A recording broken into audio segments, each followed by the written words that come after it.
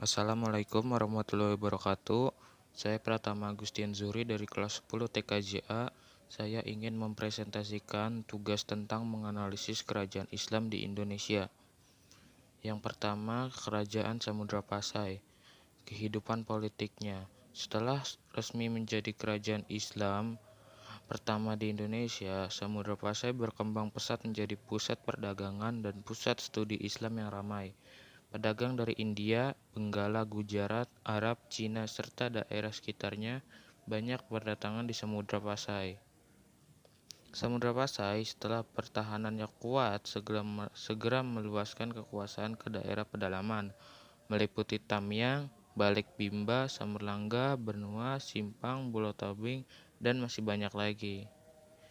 Sultan Malik Al-Saleh mangkat pada tahun 1297 dan dimakamkan di Kampung Samudra Mukim, Blangme dengan nisan makam berciri Islam. Jabatan Sultan Pasai kemudian diteruskan oleh putranya, Sultan Malik Al-Tahir. Sultan ini memiliki dua orang putra, yaitu Malik Al-Mahmud dan Malik Al-Mansur. Ketika masih kecil, keduanya diasuh oleh Syahid Ali Gaituddin dan Syahid Asyamauddin. Kedua orang putranya itulah yang kemudian mewarisi tahta kerajaan. Sementara kedua pengasuhnya itu diangkat menjadi Perdana Menteri. Ibu kota kerajaan pernah dipindahkan ke Lok Sumawe. Pada abad ke-16, bangsa Portugis memasuki perairan Selat Malaka dan berhasil menguasai Samudra Pasai pada 1521 sehingga tahun 1541. Selanjutnya, wilayah Samudra Pasai menjadi kekuasaan Kerajaan Aceh yang berpusat di Bandar Aceh Darussalam. Waktu itu yang menjadi raja di Aceh adalah Sultan Ali Mukhayat. Berikut ini adalah urutan para raja yang memerintah di Samudra Pasai, yaitu yang pertama Sultan Malik As-Saleh, yang kedua Sultan Malikul Zahir, yang ketiga Sultan Muhammad, yang keempat Sultan Ahmad Malikul Zair atau Al-Malik Jamaluddin, yang ketiga Sultan Zainal Abidin, yang keempat Sultanah Bahiyah. B. Kehidupan ekonomi Kerajaan Samudra Pasai. Kehidupan ekonomi masyarakat Kerajaan Samudra Pasai berkaitan dengan perdagangan dan pelayaran. Hal itu disebabkan karena letak Kerajaan Samudra Pasai yang dekat dengan Selat Malaka yang menjadi jalur pelayaran dunia saat itu. Samudra Pasai memanfaatkan Selat Malaka yang menghubungkan Samudra Pasai Arab, India, Cina.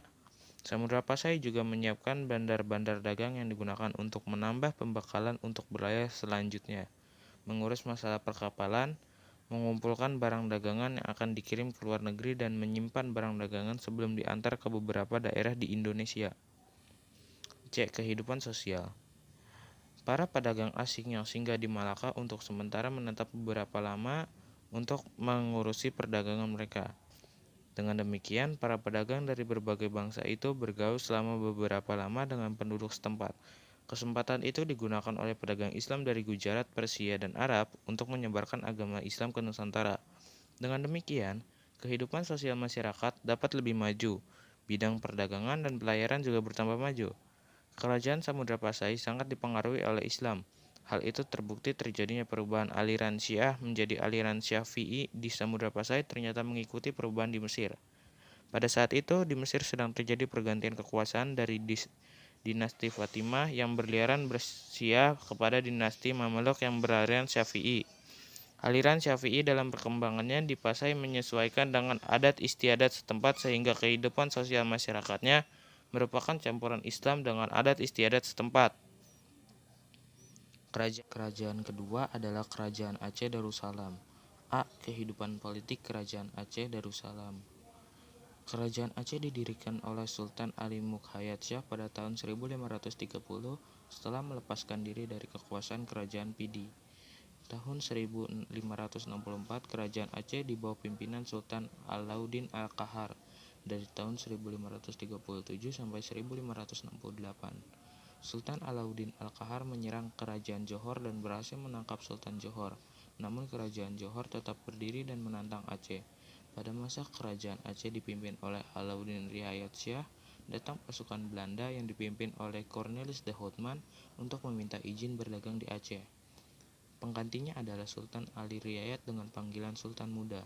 Ia berkuasa dari tahun 1604 sampai 1607. Pada masa inilah Portugis melakukan penyerangan karena ingin melakukan monopoli perdagangan di Aceh, tapi usaha ini tidak berhasil. Setelah Sultan Muda digantikan oleh Sultan Iskandar Muda dari tahun 1607 sampai 1636, kerajaan Aceh mengalami kejayaan dalam perdagangan. Banyak terjadi penaklukan di wilayah yang berdekatan dengan Aceh seperti Deli tahun 1612, Bintan tahun 1614, Kampar, Pariaman, Minangkabau, Perak, Pahang, dan Kedah tahun 1615 dan 1619. Pada masa Iskandar Sani ini, ilmu pengetahuan tentang Islam juga berkembang pesat. Kemajuan ini didukung oleh kehadiran Nuruddin Ar-Raniri, seorang pemimpin tarekat dari Gujarat, India. Nuruddin menjalani hubungan yang erat dengan Sultan Iskandar Sani, maka dari itu ia kemudian diangkat menjadi mulvi atau penasihat sultan. Pada masa ini terjadi pertikaian antara golongan bangsawan dengan golongan agama. Pada tahun 1816, Sultan Aceh yang bernama Saiful Alam bertikai dengan Jahwarul Alam Aminuddin. Kesempatan ini dipergunakan oleh Gubernur Jenderal Asal Inggris Thomas Stamford Raffles yang ingin menguasai Aceh yang belum pernah ditundukkan oleh Belanda. Ketika itu, pemerintah Hindia Belanda yang menguasai Indonesia tengah digantikan oleh pemerintah Inggris. Pada tanggal 22 April 1818, Raffles yang ketika itu berkedudukan di Bengkulu mengadakan perjanjian dengan Aminuddin berkat bantuan pasukan Inggris. Akhirnya Aminuddin menjadi Sultan Aceh pada tahun 1816 menggantikan Sultan Saiful Alam. B. Kehidupan ekonomi Kerajaan Aceh Darussalam. Kehidupan ekonomi masyarakat Aceh adalah dalam bidang pelayaran dan perdagangan. Pada masa kejayaannya, perekonomian berkembang pesat. Penguasaan Aceh atas daerah-daerah pantai barat dan timur Sumatera banyak menghasilkan lada. Sementara itu, Semenanjung Malaka banyak menghasilkan lada dan timah. Hasil bumi dan alam menjadi bahan ekspor yang penting bagi Aceh sehingga perekonomian Aceh maju dan pesat. Aceh cepat tumbuh menjadi kerajaan besar karena didukung oleh faktor sebagai berikut. Yang pertama, letak ibu kota Aceh sangat strategis, yaitu pintu gerbang pelayaran dari India dan Timur Tengah yang akan ke Malaka, Cina, atau ke Jawa. Pelabuhan Aceh memiliki persyaratan yang baik sebagai pelabuhan dagang. Pelabuhan itu terlindungi oleh Pulau W, Pulau Nasi, dan Pulau Bren dari ombak besar. Daerah Aceh kaya. Yang ketiga, daerah Aceh kaya dengan tanaman lada sebagai mata dagangnya ekspor yang penting. Aceh sejak dahulu mengadakan hubungan dagang internasional. Yang keempat, jatuhnya Malaka ke tangan Portugis menyebabkan pedagang Islam banyak yang singgah ke Aceh, apalagi setelah jalur pelayaran beralih melalui sepanjang pantai barat Sumatera. C. Kehidupan sosial Kerajaan Aceh Darussalam.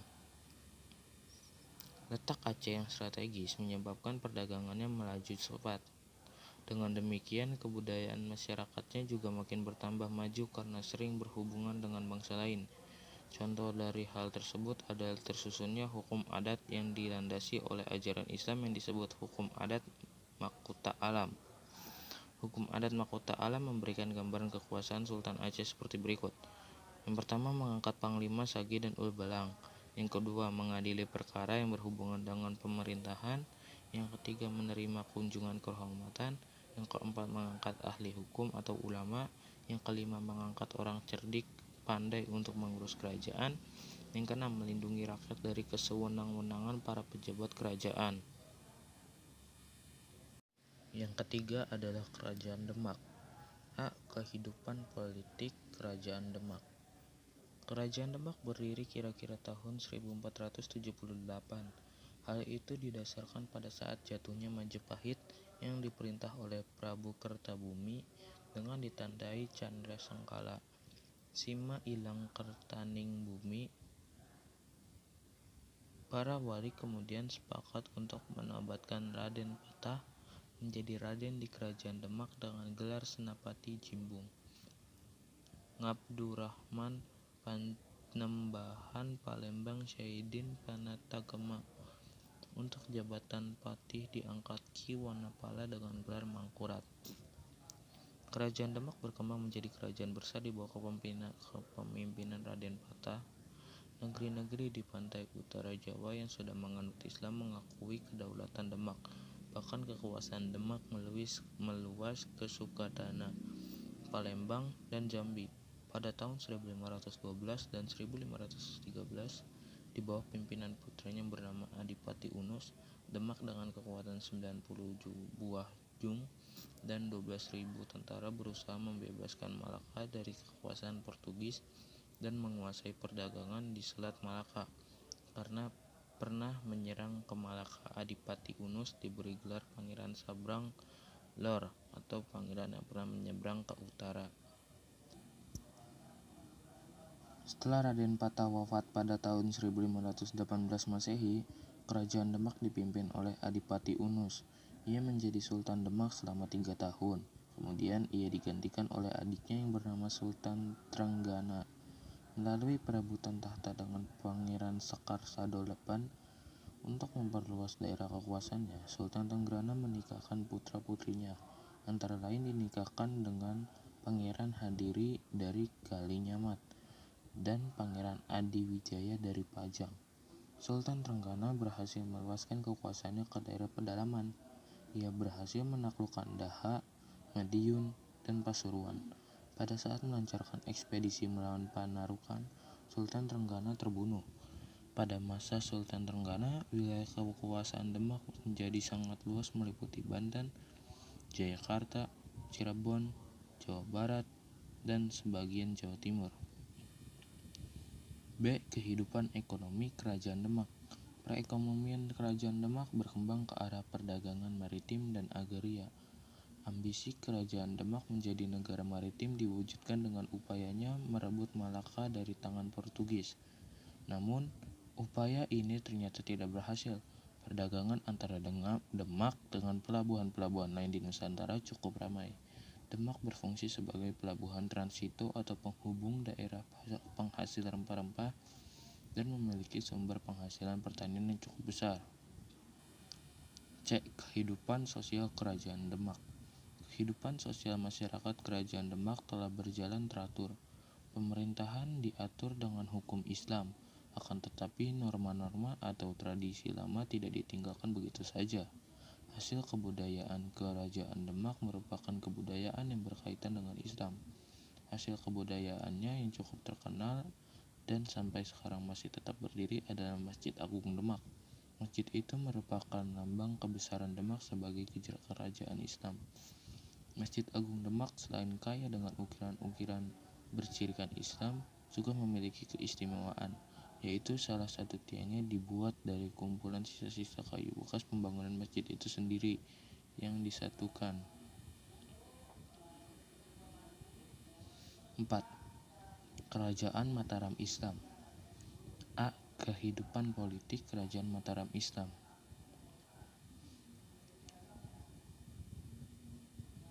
Suto Wijoyo mengangkat dirinya sebagai Raja Mataram dengan gelar Panembahan Senopati dengan ibu kota kerajaan di Kota Gede. Tindakan-tindakan penting yang dilakukan adalah meletakkan dasar-dasar Kerajaan Mataram dan berhasil memperluas wilayah kekuasaan ke timur, Surabaya, Madiun, dan Ponorogo, dan ke barat menundukkan Cirebon dan Galuh. Pengganti Panembahan Senopati adalah Mas Jolang. Ia gugur di daerah Krapyak dalam upaya memperluas wilayah, sehingga disebut Panembahan Sedak Krapyak. Raja terbesar Kerajaan Mataram ialah Mas Rangsang dengan gelar Sultan Agung Hanyokrokusumo. Sultan bercita-cita mempersatukan seluruh Jawa di bawah kekuasaan Mataram dan mengusir kompeni dari Batavia. Masa pemerintahan Sultan Agung selama 30 tahun dibedakan atas 2 periode, yaitu masa penyatuan negara dan masa pembangunan. Masa penyatuan negara dari tahun 1613 sampai 1629 merupakan masa peperangan untuk mewujudkan cita-cita menyatukan seluruh Jawa. Dengan demikian, seluruh Jawa telah tunduk di bawah Mataram dan luar Jawa kekuasaan memperluas Palembang, Sukadana atau Kalimantan dan Goa. Setelah Sultan Agung meninggal, penetrasi politik VOC di Mataram makin kuat akibat campur tangan VOC dan adanya perang saudara dalam memperebutkan tahta pemerintahan, menjadikan negara kerajaan Mataram lemah dan akhirnya terpecah-pecah menjadi kerajaan kecil. Pada tahun 1813, sebagian daerah Kesultanan Yogyakarta diberikan pada Paku Alam selaku adipati. Dengan demikian, kerajaan Mataram yang satu, kuat dan kokoh pada masa pemerintahan Sultan Agung akhirnya terpecah-pecah menjadi kerajaan-kerajaan kecil, yakni A. Kerajaan Yogyakarta, B. Kesultanan Surakarta, C. Pakualaman, D. Mangkunegara. B. Kehidupan ekonomi. Letak geografisnya yang berada di pedalaman didukung tanah yang subur, menjadikan kerajaan Mataram sebagai daerah pertanian yang cukup berkembang, bahkan menjadi daerah pengekspor beras terbesar pada masa itu. Rakyat Mataram juga banyak melakukan aktivitas perdagangan laut. Hal ini dapat terlihat dari dikuasainya daerah-daerah pelabuhan di sepanjang pantai utara Jawa. Perpaduan dua unsur ekonomi yaitu agraris dan maritim mampu menjadikan kerajaan Mataram kuat dalam percaturan politik di Nusantara. C. Kehidupan sosial. Pada masa pertumbuhan dan berkaitan dengan masa pembangunan, maka Sultan Agung melakukan usaha-usaha antara lain untuk meningkatkan daerah-daerah persawahan dan memindahkan banyak petani ke daerah Kerawang yang subur. Atas dasar kehidupan agraris itulah disusun suatu masyarakat yang bersifat feodal. Para pejabat pemerintah memperoleh imbalan berupa tanah garapan, sehingga sistem kehidupan ini menjadi dasar munculnya tuan-tuan tanah di Jawa.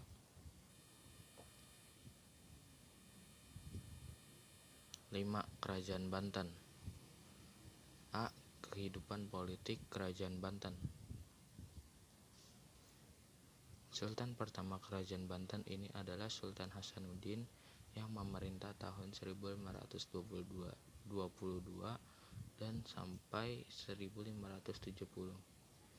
Ia adalah putra Fathahillah, seorang panglima tentara Demak yang pernah diutus oleh Sultan Trenggana menguasai bandar-bandar di Jawa Barat. Pada waktu Kerajaan Demak berkuasa, daerah Banten merupakan bagian dari Kerajaan Demak. Namun setelah Kerajaan Demak mengalami kemunduran, Banten akhirnya melepaskan diri dari pengaruh kekuasaan Demak.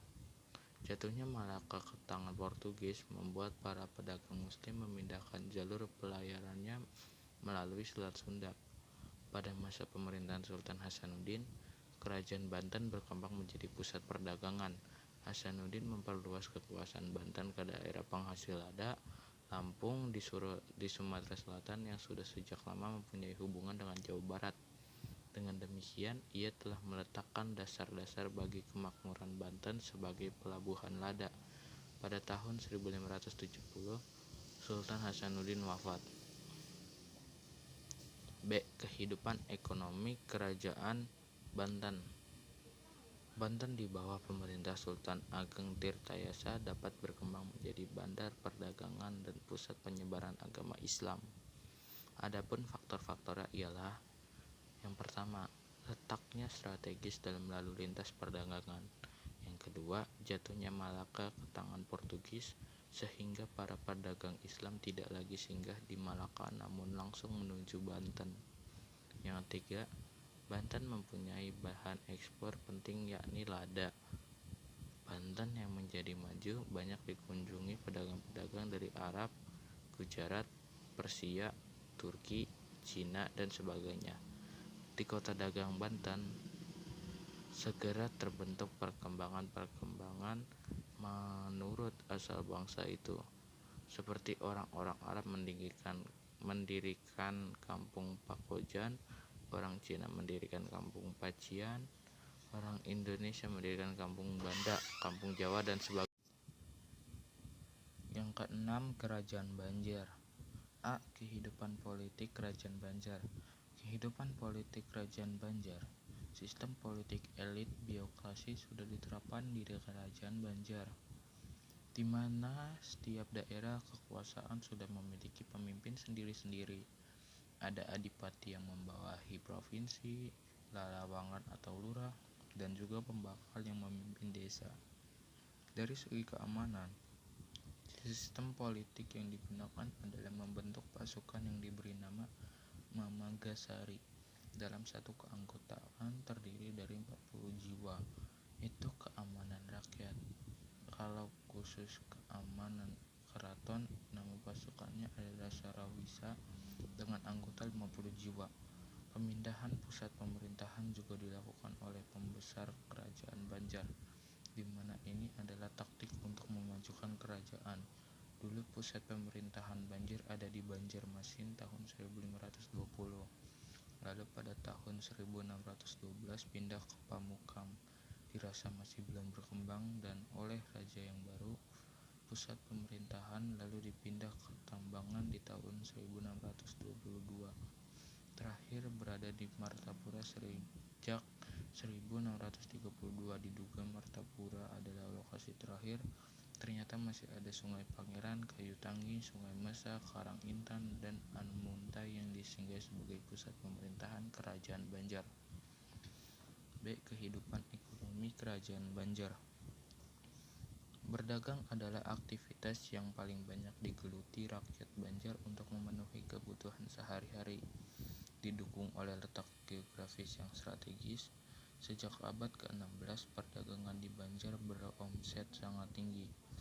Lada sebagai komoditas ekspor dari Banjar pun berhasil menggait konsumen dari Tiongkok. Permintaan melesat tinggi sehingga perkebunan lada pun semakin berkembang.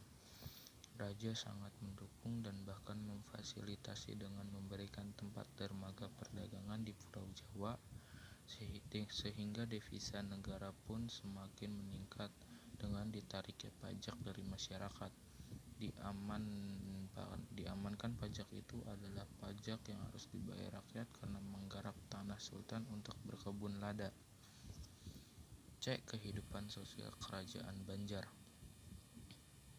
Kehidupan sosial budaya di Kerajaan Banjar sangat erat kaitannya dengan kehidupan sosial biasa, di mana pengaruh terbesarnya adalah dari Jawa. Banyak orang Jawa yang bermigrasi ke Kalimantan karena penyerangan peluasan wilayah yang dilakukan oleh Kesultanan Banjar. Dalam kehidupan rakyat Banjar, ada kelas-kelas masyarakat yang dikenal, yakni kaum bangsawan ulama dan orang-orang Belanda, di mana orang-orang Belanda memang sudah menjadi bagian rakyat dari Banjar karena hubungan salah satu sultan yang menjabat sebagai Raja Banjar sangat baik dengan orang-orang Banjar. Orang Jawa adalah kelas sosial dalam masyarakat yang paling bawah, di mana profesi masyarakat Banjar sebagai petani, nelayan, dan juga peternak untuk kelangsungan hidupnya. Yang ketujuh, Kerajaan Gowa dan Talo. A. Kehidupan politik Kerajaan Gowa dan Talo. Sebetulnya ada banyak kerajaan di sekitar Makassar, misalkan Gowa, Talo, Bone, Sopeng, Wajo, dan Sidereng. Namun hanya Gowa dan Talo yang menggabungkan diri menjadi satu kekuatan dengan nama Makassar. Raja Makassar yang pertama masuk Islam ada Karaeng Matoaya dengan gelar Sultan Alauddin. Penguasa selanjutnya adalah Malekul Said, berhasil membuat Kerajaan Makassar menjadi kerajaan maritim. Puncak kegemilangan Kerajaan Makassar terjadi saat Sultan Hasanuddin memegang tampuk kekuasaan. Di tangannya, Kerajaan Makassar berkembang menjadi sebuah kerajaan dengan jaringan perdagangan yang kuat dan pengaruh yang luas. Sultan Hasanuddin adalah seorang raja yang anti monopoli, sehingga ketika Belanda datang ingin menguasai jaringan perdagangan yang telah lama terbentuk, ia menentang dengan keras. Keinginan VOC untuk memonopoli perdagangan di Indonesia bagian timur jelas tidak bisa diterima oleh Sultan. Konflik terjadi dan Hasanuddin berhasil menghalau pasukan VOC dari kawasan Maluku. Namun upaya Belanda untuk menguasai jaringan perdagangan di kawasan Indonesia bagian timur itu tidak pernah surut. Dengan siasat adu domba, Belanda berhasil memanfaatkan Arupalaka atau Raja Bone untuk memasukkan pengaruhnya. Saat itu kerajaan Bone masuk dalam kekuasaan kerajaan Makassar. Akhirnya pada tahun 1667 Sultan Hasanuddin harus menandatangani perjanjian Bongaya dengan Belanda. Isi perjanjian itu antara lain VOC diperbolehkan monopoli perdagangan dengan mendirikan benteng. Makassar melepaskan wilayah-wilayah kekuasaannya dan Arupalaka dirajakan di Bone. B. Kehidupan ekonomi Kerajaan Goa dan Talo. Pada masa pemerintahan Sultan Hasanuddin, Kerajaan Goa dan Talo menjadi kerajaan maritim yang besar dan menjelma menjadi pusat perdagangan di kawasan Indonesia bagian timur. Ada beberapa faktor yang membelakanginya. Malaka jatuh ke tangan Portugis, beralihnya para pedagang, mundurnya peran Jawa, dan letaknya yang strategis. Meskipun harus melayani kepentingan beragam pedagang yang berasal dari berbagai bangsa, namun Kerajaan Makassar tetap mampu mengatur aktivitas perdagangan tersebut secara tertib dan adil. C. Kehidupan sosial Kerajaan Goa dan Talo.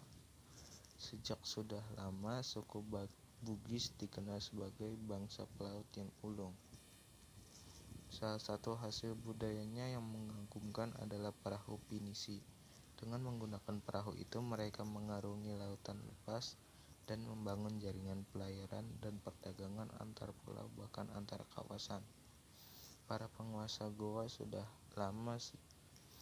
lama menerapkan prinsip mare liberum atau laut bebas. Meskipun begitu, mereka sangat terikat dengan norma adat yang ketat.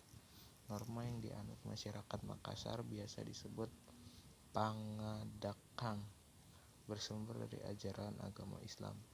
Bahkan hingga saat ini masyarakat Makassar terkenal dengan penghormatannya yang kuat pada norma-norma adat.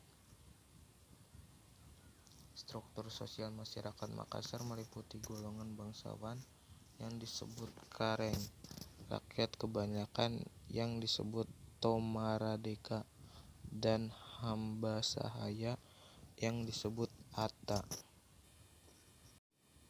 Yang ke-8, Kerajaan Ternate dan Tidore. A. Kehidupan politik Kerajaan Ternate dan Tidore. Di Maluku yang terletak di antara Sulawesi dan Irian terdapat dua kerajaan, yakni Ternate dan Tidore. Kedua kerajaan ini terletak di sebelah barat Pulau Halmahera di Maluku Utara. Kedua kerajaan itu pusatnya masing-masing di Pulau Ternate dan Tidore, tetapi wilayah kekuasaannya mencakup sejumlah pulau di Kepulauan Maluku dan Irian.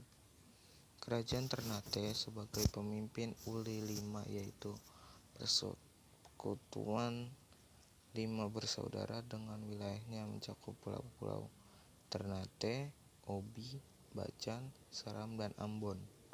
Kerajaan Tidore sebagai pemimpin Uli Siwa, artinya Persekutuan 9, yakni wilayahnya meliputi pulau-pulau Makian, Jailolo atau Halmahera, dan pulau-pulau di daerah itu sampai dengan Irian Barat. Antara keduanya saling terjadi persaingan dan persaingan makin tampak setelah datangnya bangsa Barat.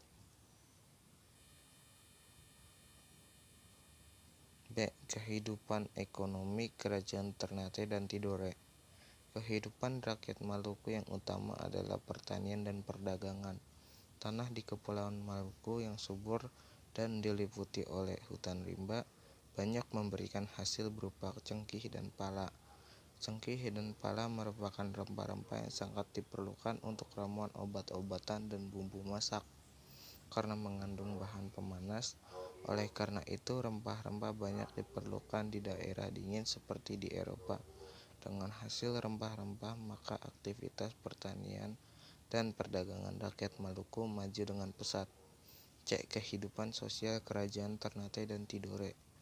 Kedatangan Portugis di Maluku yang semula untuk berdagang dan mendapatkan rempah-rempah juga menyebarkan agama Katolik. Pada tahun 1534, misionaris Katolik Franciscus Xaverius telah berhasil menyebarkan agama Katolik di Halmahera, Ternate, dan Ambon. Telah kita ketahui bahwa sebelumnya di Maluku telah berkembang agama Islam. Dengan demikian, kehidupan agama telah mewarnai kehidupan sosial masyarakat Maluku. Dalam kehidupan budaya, rakyat Maluku diliputi aktivitas perekonomian, maka tidak banyak menghasilkan budaya. Salah satu karya seni bangunan yang terkenal ialah Istana Sultan Ternate dan Masjid Kuno di Ternate. Sekian presentasi saya, kurang lebihnya mohon dimaafkan. Wassalamualaikum warahmatullahi wabarakatuh.